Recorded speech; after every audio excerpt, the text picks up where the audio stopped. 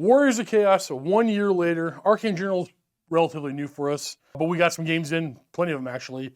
Warriors of Chaos, where do I see them sitting after a year of play? Oh, good. So a very popular army amongst the community. We're seeing them show up competitively, narratively. Everybody around here has a Warriors of Chaos army. Their battalion box set is, I think solid. A good start to buy the army. And because their point cost across the board tends to be a little higher than average, like their army tends to be a little bit smaller. Relatively inexpensive army to get into, but we're not here for budget, we're here for a review 1 year later. They turned out to be very Magic dominating. The first point I want to address though is I remember saying a year ago that the most powerful Mark of Chaos was going to be Slaanesh. I think the most commonly used one will be Mark of Nurgle. I think Mark of Undivided will be what I use the most. And it turns out Mark of Undivided ended up being used the most. Slaanesh turned out to be the worst one. I was way off on that. Not that it's bad. It is bad. It's not great. And then we're seeing a lot of Mark of Tzeentch on Wizards because the Mark of Tzeentch signature spell is just so good. Blue Fire of Tzeentch is so powerful. So we're seeing a lot of Mark of Tzeentch for that purpose. But yeah, the reroll panic seems to be solid. And Mark of Nurgle, which is pretty good. It's pretty good. It just makes things more expensive and not overly necessary, especially if you're going to play a, weirdly enough, a range-focused Warriors of Chaos list. You can do a couple of solid level 4 wizards, a Demon Prince and a Chaos Sorcerer Lord. Take a Mark of Tzeentch on both. You take the Rod of the Damned and a Ruby Ring of Ruin. You have 4 solid magic missiles you're guaranteeing. Then you have both those characters with a Lore Familiar, I think that's what it's called, allowing these wizards to roll 5 spells. And they both are going to roll on battle magic.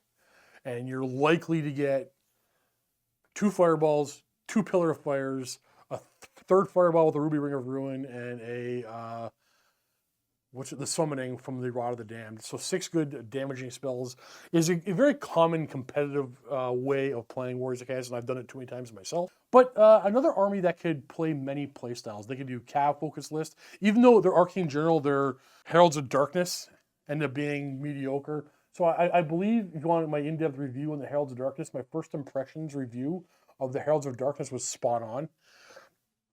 Good idea in theory, but it has no play on the table. It had too many restrictions where you have to like combine your marks. So you can just make a more powerful version of Heralds of Darkness by playing Grand Army Composition, because you want your wizards to have Mark of Tzeentch, but then you have to have your units with Mark of Tzeentch. You don't really typically want that. You want them with Mark of Chaos Undivided. But yeah, their Arcane Journal, Armies of Infamy. One, the Heralds of Darkness, doesn't have a lot of play for me. And the other one was the Wolves of the Sea, which added a lot of really cool play. Narratively, it turned out to be a lot of fun, which I think we were all kind of agreed on. And apparently it's done well in recent competitive, at the time I'm recording this, a recent competitive event.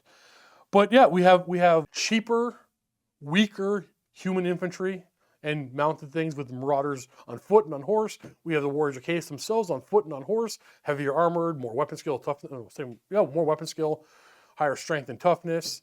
Then a higher tier from that when they're chosen, even more armor. So several tiers, right down from the weak to the thick in the Warriors of Chaos. A few monsters. Now, a Warriors of Chaos Lord on a Dragon is one of the fiercest and hardest things to kill, and puts out a bunch of damage. But then we have some less than awesome monsters where the Manticore's solid, but not solid enough. But you don't feel bad for bringing it, so I like it. I use it a lot. It does work. And then there's the Chimera, which to me is a solid monster, but it's lacking 1 or 2 wounds. But then we got in the Arcane Journal the criminally somebody should go to Warhammer jail for this. The criminally undercosted giant spawn. Those things are, I don't know, you can raise the points by 60, and I'm still going to put 2 in every list. Giant spawn are really, really good. Then you got the Warpfire Dragon in the Arcane Journal. So good. Dragons are so good. Let's put another one in the army, in rare, with no character attacks. that's also a wizard. If you want to play big, scary monsters, Warriors of Chaos are where it's at right now. You think it'd be Beastman. Then again, Beastman can take the giant spawn as well. For actual infantry, people poo-poo a lot on the Warriors of Chaos, which I understand because not a lot of people love infantry in this game of rank and flanks, where you don't use a whole lot of rank and flanks, where you're typically more powerful by not playing rank and flanks. Warriors of Chaos are 13 points apiece, strength and toughness 4. Their weapons are magical and AP1 built in, and reroll panic. Now you can buy Mark of Corn to give them frenzy, which I think is often a very good choice because I said this before, I'll say it again. I don't mind frenzy on infantry. Frenzy for me on Cav, when the charge rangers are a lot farther, can get baited out where I don't want them to be. But infantry, especially like infantry that you want to put Mark of Corn on, if they're in charge range, you probably want to charge anyway. Great weapons and halberds. This is a core unit. Great weapons option, halberd option, shield option, additional hand weapon option, strength and toughness 4 built in, initiative 4 built in, which is on the very high end for infantry nowadays. Yeah, weapon skill 5. I think they have a lot going for them. The only thing going against them is the way infantry typically doesn't have as much play as you like. So even though you have all those buffs, strength toughness 4, weapon skill 5, magical AP1 attacks, I would rather spend those points on, say, like a common goblin unit, which will have warband and horde, so 3 ranks, going up to leadership 9 on their own. Yeah, it just the anvil better. The real thing about these Warriors of Chaos is, while they are weapon skill 5, strength 4, AP1, it's 1 attack per model. 5 or 6 attacks is all you're going to get. Maybe 7 if you're 6 wide and you have a champion. They have no output like most infantry. Now, chosen in this book with extra attack, Mark of Corn, maybe 3 attacks for their great weapon. That has some output. Black Orcs, Furious Charge, great weapons, dirt cheap, has some output. Your basic Chaos Warrior, the best you're going to get is halberd or great weapon, with 2 attacks if you have Mark of Corn on you. But now you're talking, let's see here, 17 points per model for core for a little bit of output. Those points are typically spent elsewhere. But don't worry, because you have cheap Marauders that can provide you the warband and the horde that you want. And then you can think a Chaos Lord on foot, even though you're probably better on a dragon, obviously, or on a horse even. You can put a Chaos character on foot, join that unit, stand in the front rank, and that guy will do all the killing. He'll give you all the combat res, and then the Marauders give the ranks and banners and stuff. I've fought against that so many times where just an aspiring champion for Luca, just killing so many of my guys while the Marauders are adding on the combat res, is an option they can do. Dirt cheap Marauder Cav, I think, with flails or javelins are solid core choices. And then they have, I think, one of the best, if not the best, infantry in the game in the form of the Forsaken. These are core at 19 points a model with a built-in 5-up ward save. They can be Forsaken of one of the gods. The most often two I see Forsaken are Forsaken of Slanesh to gain Swift Stride on infantry. Movement 5 infantry is really good. So these guys are basically cheap horses at that when they're Slanesh. Movement 5 Swift Stride is solid for speed and distance. Or Mark of Corn for hatred, which is also really solid. A good counterattack unit, a good unit just to take maybe a hit or two and then put some attacks back, where they have D3 attacks apiece with hatred if they're Mark of Corn. They have Furious Charge all the time, so D3 plus 1 hatred or Swift Stride, whichever one you like. And then you roll in a random mutation every turn. You can get Killing Blow, you can get poison attacks, you can get extra AP. These are just a solid core choice. I wish I had more of them, in fact. You can spam these guys in little MSU units, and you have a solid start for, no, let me rephrase that. You have a good, competitive-esque type of core. See, competitive lists are really defined by their core choices. If you're not wasting any points in core, you're going to do okay competitively. So Warriors of Chaos have Marauders, but more importantly, Forsaken and Marauder Horsemen that can fill your core points, and you don't feel like you're wasting anything whatsoever. Yeah, Forsaken, I think, are a very solid pick. They got ogres, they got trolls, they have mini monsters, they got all kinds of knights. I am not... Chariots, we all love chariots. This is another army that can do almost every playstyle. They can go cheap with Marauders, they can go elite with elite, more thicker infantry or cavalry. Well, they can't really do war machines. They got one, which is I don't use it that often. In fact, I feel like I don't use the Hell Cannon much at all. I don't know if the Hell Cannon itself has a whole lot of synergy with the way you want to play Warriors of Chaos.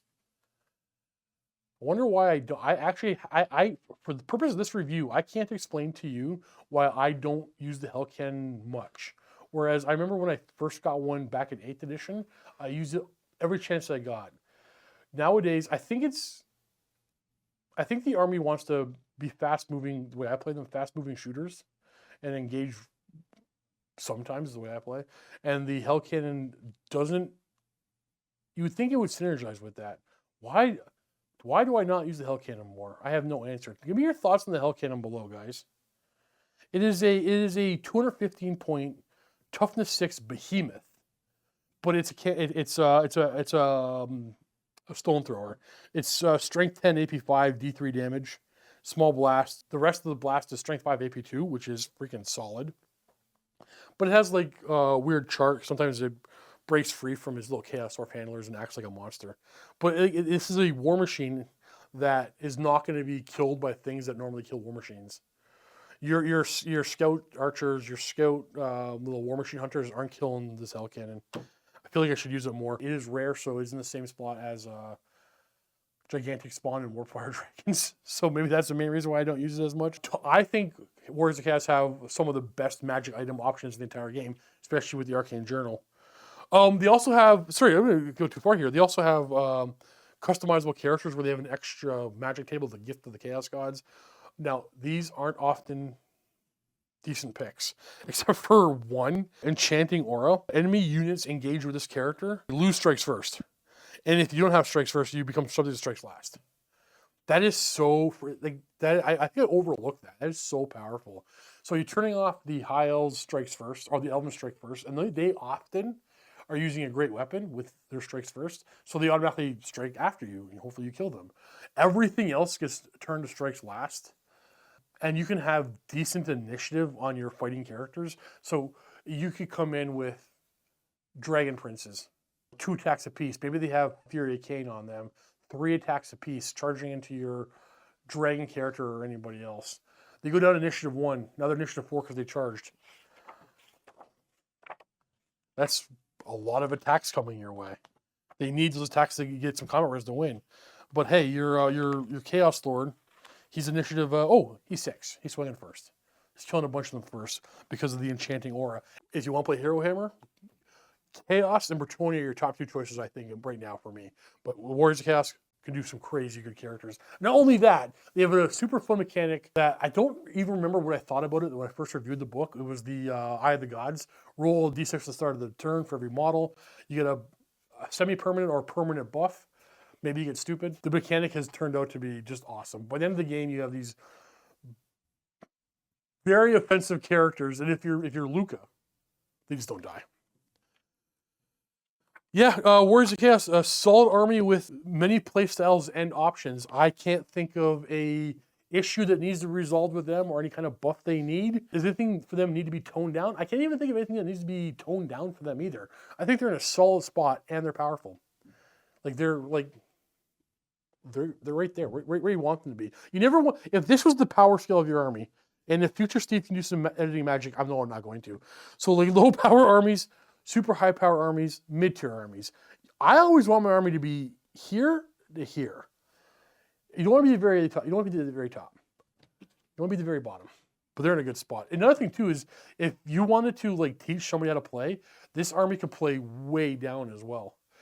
Now the last review I did, you didn't have to watch it, whatever. I did the orcs first, and this is the second one I'm going to redo.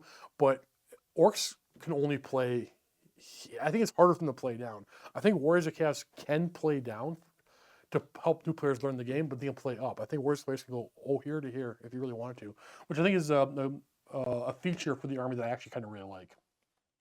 That's that.